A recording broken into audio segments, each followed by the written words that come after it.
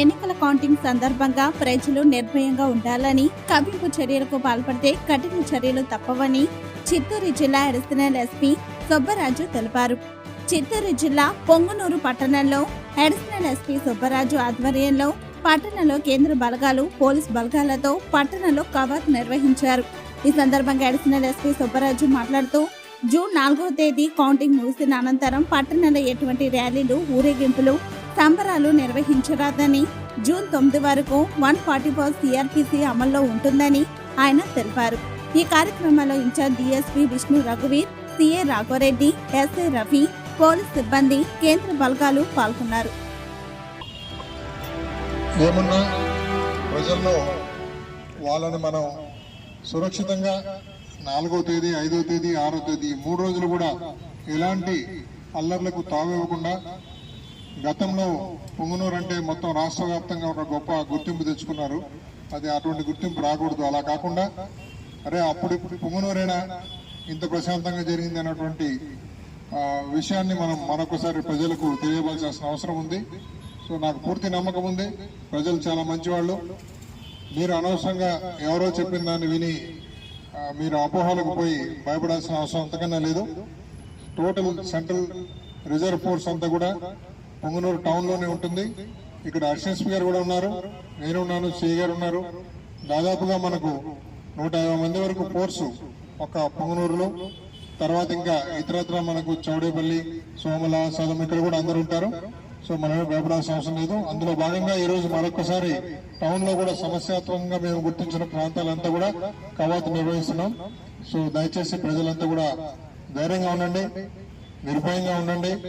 మీకోసం మేమున్నాం, అహర్నిశలు మీకోసమే పనిచేస్తున్నాం, నిష్పక్షపాతంగా ఉంటాం. ఎవరికి ఎలాంటి సమస్య వచ్చినా మీకన్నా ముందు మీ సమస్యని మా సమస్యగా భావించి మేము వస్తాం అక్కడికి. సో మేమున్నామని భరోసాతో ఉండండి. Thank you very much.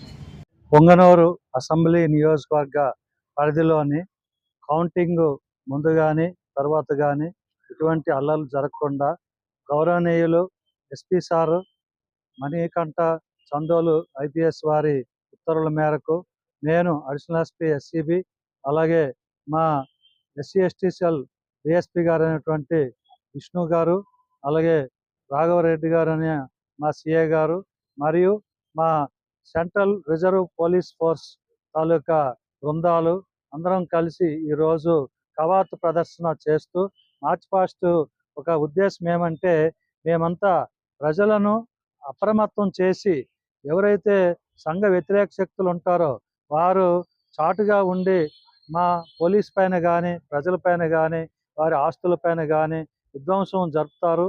అటువంటి అవకాశం ఉండే ప్రదేశాల్లో సెన్సిటివ్ ఏరియాస్ అంటాము. మేము అప్రమత్తం చేసి ప్రజలను మాకు కావలసిన రక్షణ పరికరాలు ఇవన్నీ తెచ్చుకొని ఈ సంఘ విద్రోహ శక్తులను కనిపెట్టి మా ఇంటెలిజెన్స్ ఇన్ఫర్మేషన్ మేరకు వారిని కట్టుదిట్టమైన చర్యలు తీసుకోవడము, అలాగే వారిని హెచ్చరించడానికి ఈ కవాతు ప్రదర్శన ద్వారా మేము మంచి అవకాశాన్ని వినియోగించుకొని అలాగే ప్రజలకు రక్షణ కల్పించడానికి ఇది ఒక మార్గమని మా ఉన్నతాధికారులు డీజీపీ సారు, అలాగే ఈ ఎలక్షన్ కమిషన్ నిబంధనల మేరకు ఇవన్నీ చేస్తున్నాము. మాకు ప్రజలు సహకరించాలి. ప్రజలు ఏ యొక్క ఇన్ఫర్మేషన్ ఉన్నా మా పై అధికారులకు మాకు ఎప్పటికప్పుడు తెలియపరిస్తే మేము వెంటనే ఆ ఇన్ఫర్మేషన్పై స్పందించి ఆ ప్రదేశాన్ని విజిట్ చేసి తప్పనిసరిగా అక్కడ ఏదైనా ప్రజలకు కానీ ఆస్తులకు కానీ ఎటువంటి నష్టము జరగకుండా ఆ ప్రదేశాన్ని మేము క్షుణ్ణంగా పరిశీలిస్తాము.